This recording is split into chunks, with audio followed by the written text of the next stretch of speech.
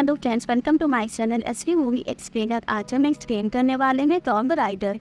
ये मूवी 2018 में रिलीज हुई थी। मूवी की स्टार्टिंग में हमें एक एंशिएंट रानी के बारे में बताया जाता है और ये रानी ये कि बहुत ज़्यादा पावरफुल, पर जो कोई भी इस रानी को टच करता था वो मारा जाता था। इसीलिए जब वो रानी मरी तो उसी गाँव से बहुत ही दूर दफनाया जहाँ पे कोई भी इंसान ना रहता हो। इसके बाद हमें कुछ समय बाद का सीन दिखाते हैं और हम एक रिचर्ड नाम के आदमी को देखते हैं और रिचर्ड को उस रानी की कब्र का पता लगता है। रिचर्ड ने ये डिसाइड किया था कि वो रानी की कब्र को ढूंढ के रहेगा क्योंकि वो उसके बारे में और अच्छे से जानना चाहता था। इसीलिए वो उस रानी की कब्र को ढूंढने के लिए निकल पड़ता है और रिचर्ड की एक छोटी बेटी होती है, उसने उसकी परवाह भी नहीं की होती है। रिचर्ड अपनी छोटी बच्ची को छोड़ करके रानी की कब्र को ढूंढने के निकल गया था। इसके बाद में प्रेजेंट डे का सीन दिखाते हैं और प्रेजेंट डे में हम रिचर्ड की बेटी को देखते हैं जो कि अब बड़ी हो गई थी और उसका नाम नारा था और नारा जो कि बॉक्सिंग करती थी। और नारा का अब दुनिया में कोई नहीं था क्योंकि उसके डैड जब नारा की कब्र ढूंढने के लिए घर से निकले थे, इसके बाद से वो कभी भी वापस नहीं आए और वो कहाँ गए उसके बारे में किसी को भी नहीं पता था। और इसी के साथ नारा के डैड ने उसके लिए काफी सारी प्रॉपर्टी भी छोड़ के गए थे। पर नारा अपनी प्रॉपर्टी को ऑफिशियली अपने नाम करने के लिए अपने डैड के ऑफिस में जाती है जहाँ पे वो अपने डैड की बिजनेस पार्टनर से मिलती है। और वो बिजनेस पार्टनर जो कि नारा को एक बॉक्स देता है और उसे कहता है कि तुम्हारे डैड इस बॉक्स को यहाँ पे छोड़ करके गए थे और ये बॉक्स एक पजल होता है। नारा इस पजल को देखती है और उसे सॉल्व कर लेती है, जिसके बाद वो बॉक्स ओपन होता है और नारा को उस बॉक्स के अंदर से एक लेटर मिलता है और उस लेटर में कुछ लिखा होता है, जिसे पढ़कर फौरन से ऑफिस से निकलती है और वो फौरन से अपने डैड की कब्र के पास जाती है और उसके डैड की कब्र पे नाम लिखा हुआ था, वो उनके नाम का फर्स्ट लेटर प्रेस करती है और वो बटन प्रेस होने के बाद यहाँ से एक सीक्रेट रास्ता ओपन हो जाता है, जिसके बाद नारा उस सीक्रेट रूम में जाती है और वो एक लैब होती है जहाँ पे रिचर्ड अपना ज़्यादा से ज़्यादा टाइम इन्वेस्ट करता था। इसी के साथ नारा इस रूम को देखती है और तभी वहाँ से एक कैमरा मिलता है। नारा उस कैमरे को उठाती है और उसकी रिकॉर्डिंग चेक करती है, तभी इसमें से उसे उसके डैड की एक रिकॉर्डिंग मिलती है जो कि उसके डैड ने नारा के लिए रिकॉर्ड किया था। और उसमें रिचर्ड जो नारा से कह रहा होता है कि तुम्हारी मॉम के मरने के बाद मुझे उस शापित रानी के बारे में पता लगा था। और इसी के साथ रिचर्ड नारा से ये भी कहता है कि यहाँ पे जितने भी प्रूफ है ये सारे प्रूफ तुम जला दो, इसके बारे में किसी को भी कुछ नहीं पता चलना चाहिए। जिसके बाद ये रिकॉर्डिंग खत्म होती तभी हम नारा को देखते हैं और नारा यहाँ पे अब सभी सामानों को रखा हुआ देखती है, इसीलिए वो सामानों को जलाती रहेंगे जबकि वो उस शापित रानी के बारे में पता लगाने लगती है। के बाद नारा ये भी डिसाइड करती है कि अब वो उस शापित रानी के पास पहुंच के रहेगी और सभी नारा को यहाँ पे मौजूद डायरी से उसे एक शिप के ओनर के बारे में पता लगता है और ये शिप का ओनर जिससे रिचर्ड की मदद की थी इसे वहाँ तक के जाने के लिए।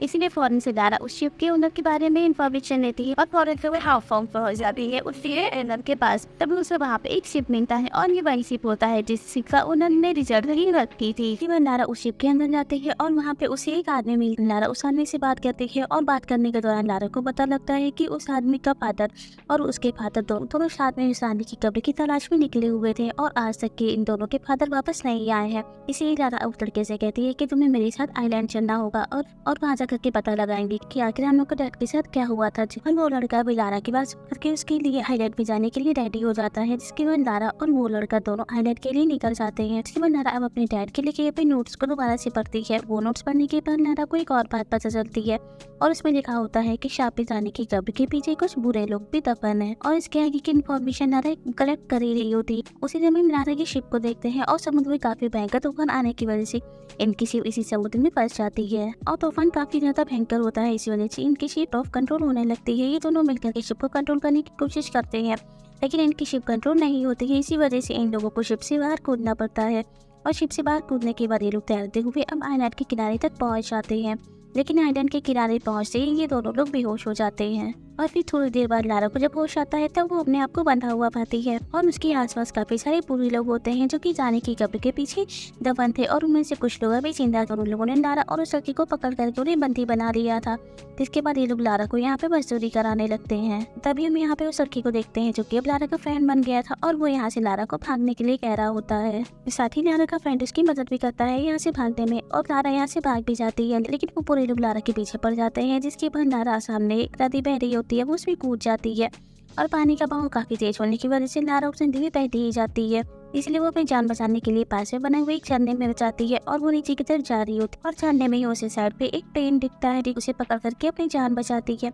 लेकिन तभी हम उस पेन के प्लेट को देखते हैं जो बहुत ही सालों से यहाँ पे होती है। इसी वजह से वो काफी कमजोर हो जाती है और लारा का वो ब्रेस सह नहीं पाते, इसलिए वो प्लेट नीचे की तरफ टूट करके गिरने लगती है और इसी वजह से लारा भी उस झरने में बहने लगती है। ये तभी उसे उस प्लेन में एक पैराशूट मिलता है जो कि झरने में ही ओपन हो जाता है। इसके बाद लारा अपने उस पैराशूट से अपनी जान बचाती है और उसका पैराशूट जो कि दूर आकर के एक जंगल में लैंड होता है। और लैंड होने के बाद हम लारा को देखते हैं जो कि बहुत ही ज्यादा इंजर्ड हो चुकी थी और वो बहुत ही ज्यादा थकी हुई थी, इसीलिए वो ये डिसाइड करती है कि आज रात वो इसी जंगल में बिताएगी। इसी वजह से वो सो रही होती है और रात काफी होती है। तभी उसे अपने सामने से एक आदमी भागता हुआ दिखता है। लारा इस आदमी को देख करके उसका पीछा करने लगती है और थोड़ी देर बाद उस आदमी के पास पहुंच जाती है जिसका वो पीछा कर रही होती है। इसके बाद लारा अब उस शख्स के चेहरे देखती है और ये चीज देख करके वो बहुत ही ज्यादा हैरान हो जाती है, क्योंकि वो शख्स और कोई नहीं जबकि लारा के फादर होते हैं और लारा के फादर भी उसे पहचान जाते हैं। जिसके बाद ये दोनों आपस में गले मिलते हैं और काफी इमोशनल हो जाते हैं। जिसके बाद लारा अपने फादर को अब उन बुरे लोगों के बारे में भी बता रही होती है, लेकिन ये बात सुनकर के लारा के फादर उससे नाराज हो जाते हैं, क्योंकि लारा के फादर ने रिकॉर्डिंग में लारा से कहा था कि तुम्हें उन सारी इन्फॉर्मेशन को जला देना है, उसे डिस्ट्रॉय करना है। लेकिन लारा ने ऐसा कुछ नहीं किया था, जबकि वो उसका पता लगाते हुए यहाँ पे आ गई थी। इसके बाद लारा के फादर लारा को समझाते हैं कि हमें उनसे सामना करना होगा और ये लोग अब यहाँ से कुछ वेपन्स लेकर के उसे यहाँ पे चले जाते हैं जहाँ पे वो बुरे लोग होते हैं और वहाँ जाकर के लारा और उसके फादर मिलकर के इन बुरे लोगों को खत्म करते हैं और आधे से ज्यादा लोगों को खत्म कर देते हैं। इसके बाद लारा के फादर अब उस जगह पे जाते हैं जहाँ पे शापित रानी का कब्र होता है और वो उस रानी की कब्र के एंट्रेंस गेट पे पहुंच जाते हैं। लेकिन तभी हम पीछे से उन बुरे आदमी को देखते हैं जो अब लारा के फादर को पीछे से अटैक करते हैं और उन्हें वहीं पे बेहोश कर देते हैं। इसके बाद लारा भी यहाँ पे होती है और वो लोग अब लारा को पकड़ लेते हैं। इसके बाद वो लारा से कहते हैं कि तुम्हें इस पजल को सॉल्व करके इस एंट्री गेट को ओपन करना होगा। जिसके बाद लारा इस एंट्री गेट पे बने हुए पजल को सॉल्व करने लगती है। थोड़ी देर बाद लारा उस पजल को सॉल्व कर लेती है, जिसके बाद ये एंट्री गेट ओपन हो जाता है और फिर ये सभी लोग मिलकर के इस रूम के अंदर जाते हैं जहाँ पे ये लोग शापित रानी की कब्र को ढूंढने लगते हैं। लेकिन ये चीज है जो कि काफी ज्यादा डरावनी होती है और यहाँ पे काफी सारे ट्रैप भी पीछे होते हैं और ये ट्रैप में एक बुरा आदमी फंस जाता है और वो मर जाता है और ये चीज करके लारा और सभी लोग बहुत ही संभल करके आगे की तरफ बढ़ने लगते हैं। इसके बाद ये लोग आगे बढ़ते हैं और आगे की तरफ इन्हें एक खाई दिखती है और उस खाई में उन सभी मरे हुए लोगों की खोपड़ियाँ रखी होती और ये चीज ये लोग देख रहे होते हैं, जिससे लोग बहुत ही ज्यादा डर जाते हैं। और उसी समय हम उस एंटीकेट को देखते हैं जो ऑटोमेटिक बंद हो जाता है और इससे ये लोग और भी ज्यादा डर जाते हैं और जिसके बाद ये लोग एक और ट्रैप में फंस जाते हैं। जिसके बाद इनके पैरों की जमीन अब धीरे धीरे करके धंसने लगती है और ये सभी लोग उस जमीन के अंदर घुसने लगते हैं और मरने लगते हैं। लेकिन तभी हम लारा को देखते हैं, लारा किसी तरीके से अपनी जान बचाती है और वो जमीन से बाहर आकर के एक सामने पजल बना होता है, उस पजल को अपना दिमाग लगा करके सॉल्व करने लगती है और फाइनली वो उस पजल को सॉल्व कर लेती है। जिसके बाद सामने से एक दरवाजा ओपन होता है और जैसे ही ये डोर ओपन होता है तभी लोग अपने सामने उस शापित रानी की कब्र देखते हैं, जिसे देख करके ये सभी लोग उस शापित रानी की कब्र के पास जाते हैं। इसके बाद ये सभी बुरे लोग मिलकर के उस रानी की कब्र को ओपन करते हैं और इन्हें इस कब्र के अंदर शापित रानी की लाश मिलती है जो कि देखते ही देखते सड़ने लगती है। और जैसे ही ये दो बुरे लोग मिलकर के रानी की डेड बॉडी को उठाते हैं तो शापित रानी की डेड बॉडी अचानक से खड़ी होती है और उन दोनों बुरे लोगों के अंदर इस रानी का इन्फेक्शन फैलने लगता है, जिस वजह से उन दोनों की मौत हो जाती है। और ये चीज देख करके लोग बहुत ही ज्यादा डर जाते हैं। तभी हम लारा को देखते हैं और लारा को अपने सामने एक वॉल दिखती है जिसपे कुछ लिखा होता है और उसमें ये लिखा था कि इस शापित रानी के अंदर कोई शक्ति नहीं, जबकि ये रानी एक बहुत ही बुरी बीमारी से जूझ रही थी जिस वजह से सभी को इन्फेक्शन हो रहा था और इसीलिए अगर कोई उस रानी को छूता ना तो फिर उसकी बॉडी के भी अंदर इन्फेक्शन जाता था और उसकी मौत हो जाती थी। इसीलिए उस रानी ने अपना सेक्रीफाइस किया था और अपने आप को कब्र के अंदर दफन कर लिया। लेकिन यहाँ के बुरे लोगों को ये बात समझ में नहीं आता, इसलिए ये लोग फौरन से रानी के पास आते हैं और उसके हाथ की एक उंगली काट करके उसे बाहर की दुनिया में ले जाने की कोशिश कर रहे होते हैं। लेकिन तभी हम तो बुरे लोगों को देखते हैं जो मर चुके थे वो अचानक से जिंदा होते हैं और यहाँ पे जितने भी लोग मौजूद होते हैं वो उन सभी लोगों को मारने लगते हैं और इन लोगों के बीच फाइट हो रही होती है। तभी हम यहाँ पे लारा के फादर को देखते हैं और उनके हाथों में भी अब एक कट लगता है जिससे कि रानी का इन्फेक्शन उनके अंदर भी चला जाता है। लारा के फादर लारा को अपने पास बुलाते हैं और उससे कहते हैं कि तुम फौरन से यहाँ से बाहर निकल जाओ और तुम यहाँ से बाहर चली जाओगी तभी मैं इस जगह को बॉम्ब से ब्लास्ट कर दूंगा। लेकिन लारा अपने डैड की बात नहीं मानती है, लेकिन लारा के डैड उसे बहुत समझाते हैं